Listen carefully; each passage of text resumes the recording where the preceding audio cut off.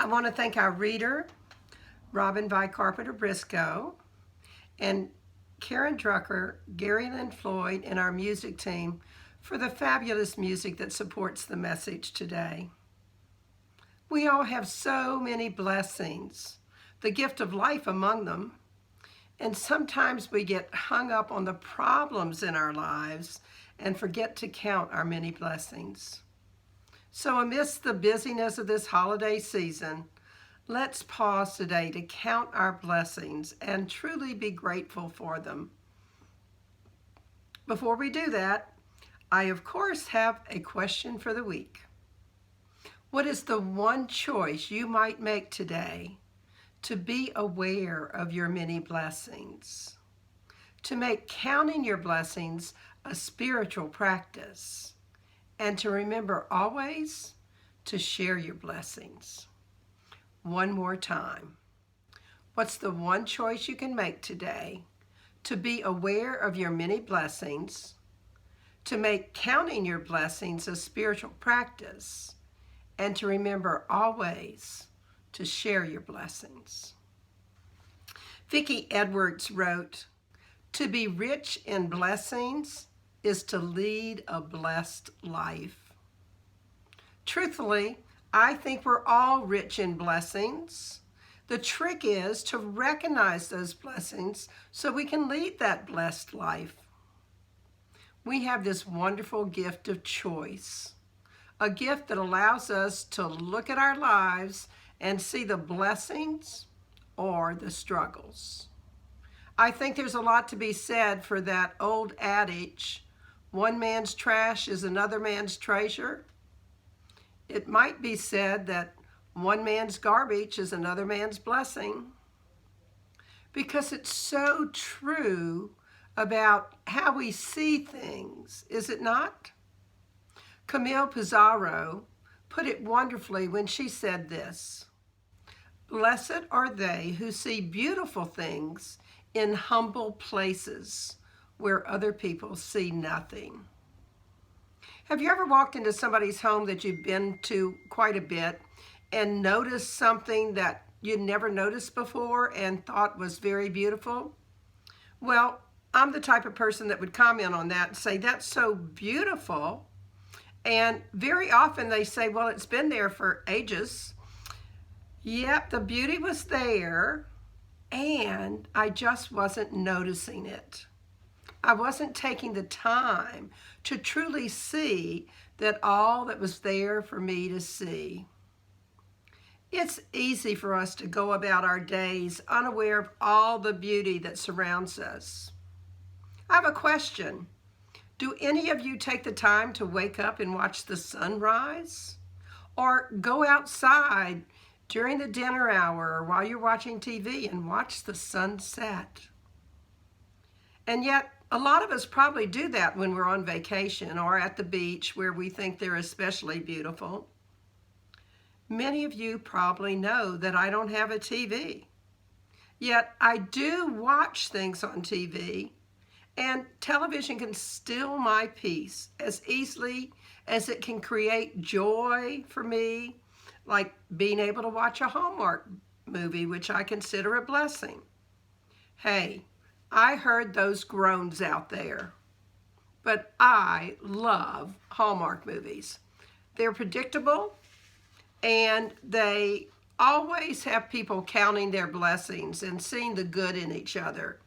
Not to mention that I love looking at the Hanukkah and Christmas decorations. Can any of you tell me, without looking at your phones, what phase the moon is in? There must be something blessed about an object about which so many songs have been written. Think about how the moon lights the night. Have you taken the time lately to count the blessing of that moonlight? You get the point by now, I'm sure. We have all these blessings that we take for granted. It's time we start counting them. And for me, some of my blessings are the melody of laughter, especially from the grandkids, the comfort of familiarity, such as gathering together for morning and evening prayers, the kindness of neighbors. My neighbors check on me and make sure I'm okay. And the magic of many ordinary moments, like enjoying the rain or the sunshine. They can all be blessings. Counting your blessings is not merely the act of listing what we have or what we enjoy. We can consider it actually a spiritual practice. Let me tell you how. When we count our blessings, it shifts our perspective. It redirects our focus from scarcity to abundance, from what's lacking in our life to what's present, and from what we might wish we had to what is already there. Learning to count our blessings helps us to expand our vision so that we see each adversity carries with it a small seed of growth. Each setback has a lesson, and each moment of despair is an opportunity for resilience. Wow, within adversity is indeed opportunity. And counting our blessings means that we become aware of ourselves and of our surroundings.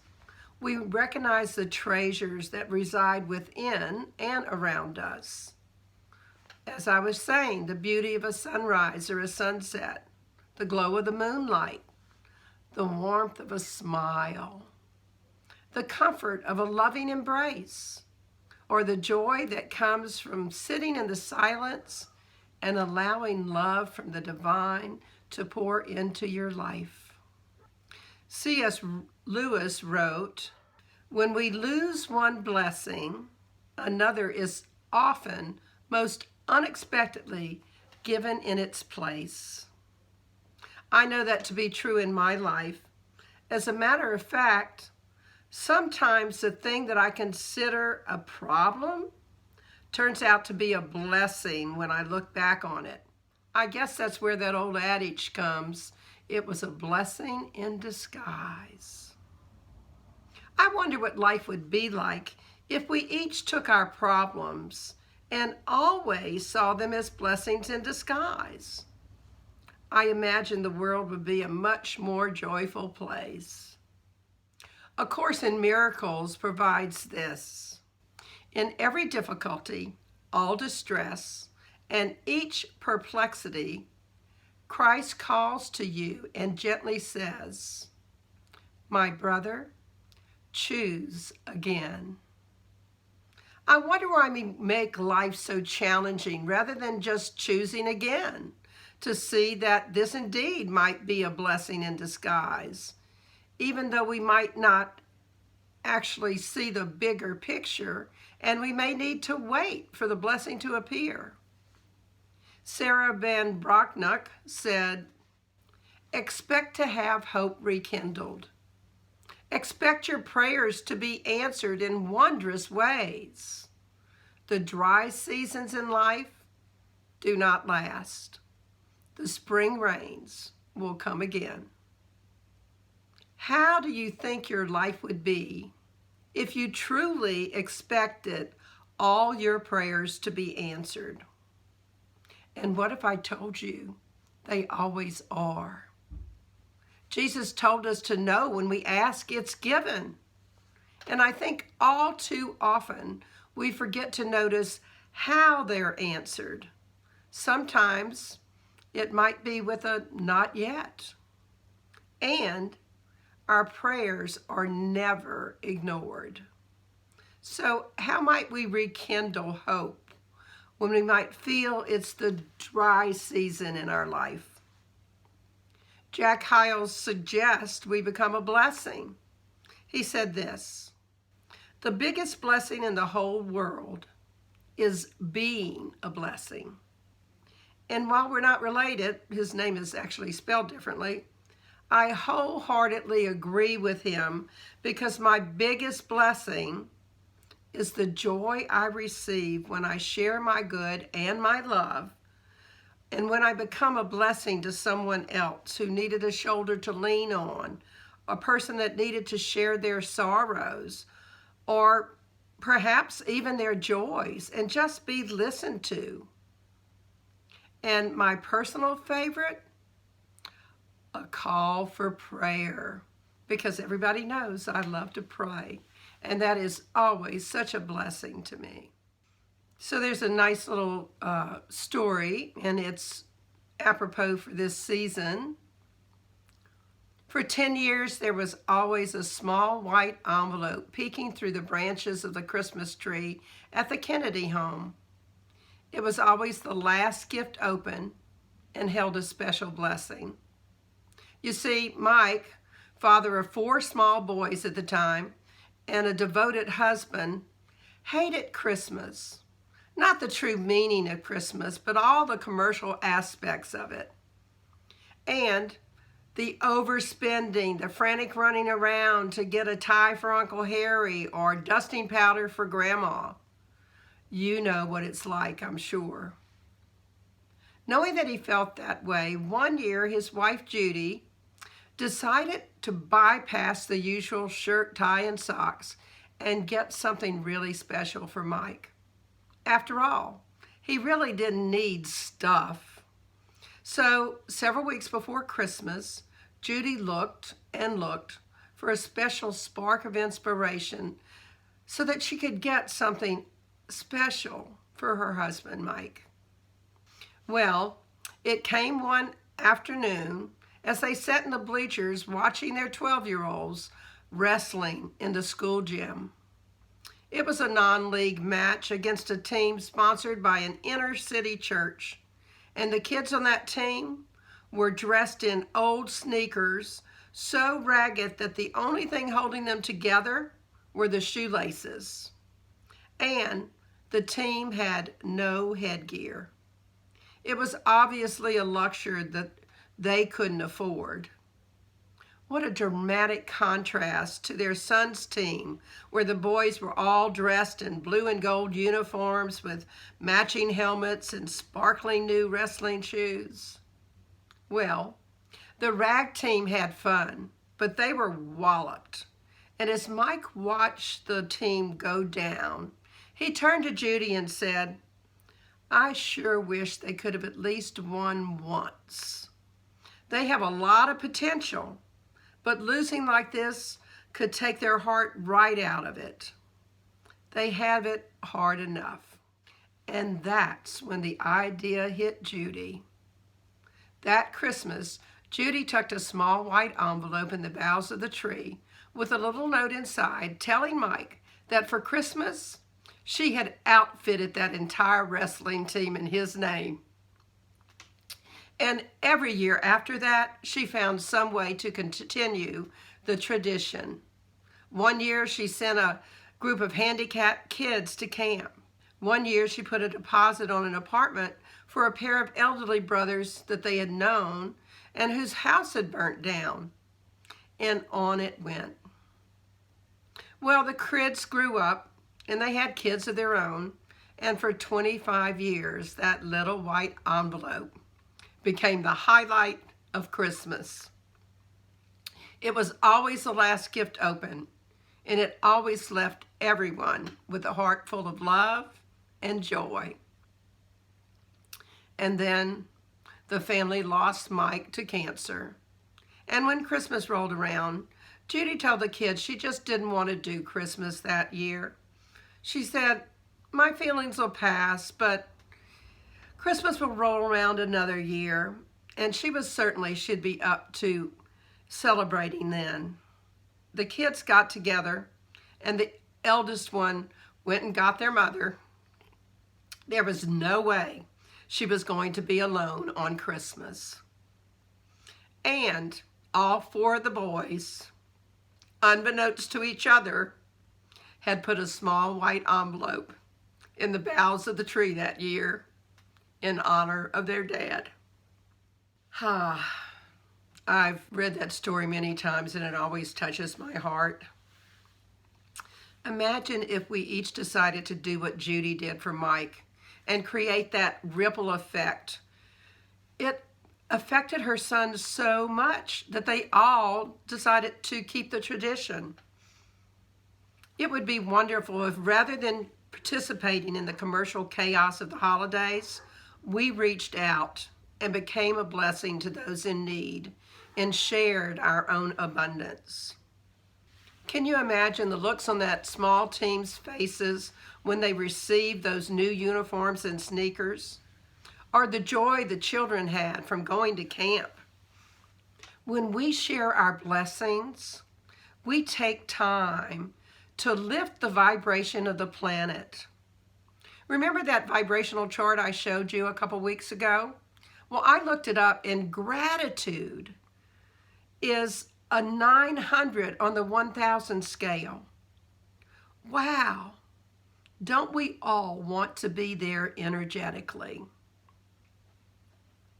Blessings are truly all around us, and we can each choose to see them by remembering to notice them and to be a blessing to others.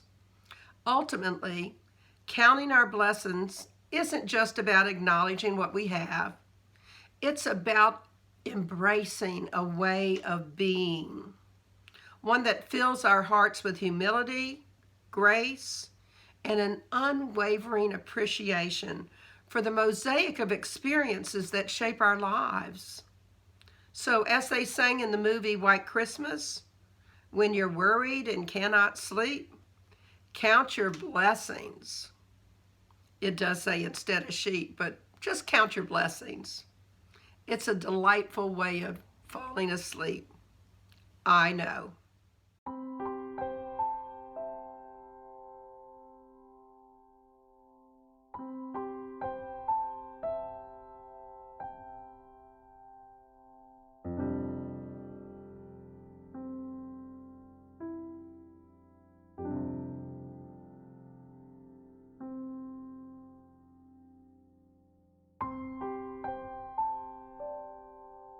So, in summary, how might you fully embrace counting your blessings? Remember, you have to become aware of them first. See the beautiful things in humble places, and just be aware of the many treasures in your life. Make counting your blessings a spiritual practice. You can redirect your thoughts from lack to abundance, or from woe is me to, wow, look at my life. So share your blessings. Be grateful for answered prayers. Be a blessing to someone else. Lift the vibrational energy of the planet by being in gratitude. So here's your affirmation for the week. How is it I so willingly, joyfully, and effortlessly am aware of my many blessings, make counting my blessings a spiritual practice, and remember always to share my blessings. And your challenge for the week, make counting your blessings a spiritual practice. Truly do. And find a way each day to be a blessing to someone else. And if you happen to miss a day, double up the next day. Let's pray. Taking a deep, nourishing breath and moving into that space within us where we know the divine, where we know that guide that blesses us every day, where we know that we are children of the divine, and all that God is lives right within us. And what I know to be the truth is that this week we are each counting our blessings. We are each becoming aware of all the things in our life that bless us, from the many breaths we take throughout the day that we don't have to worry about, from those walks that we can take and we don't have to worry about how our legs are moving because it's just automatic. There are just so many ways that we can count our blessings. And I know that we are recognizing that this week. And I am so grateful. I'm grateful that you came and listened to this service, and I'm grateful that you are counting your blessings throughout this holiday season and into the new year. And it's from that gratitude that I release my word into the law of mind, spirit, and action, because I know the divine has already said yes. It's already done. We don't have to effort. We just need to release and surrender to counting our blessings. So knowing it's already done, I say amen. And let's affirm it together. And so it is. So this is the holiday season, and people are giving gifts. And I am grateful to the people that have been donating throughout the entire year.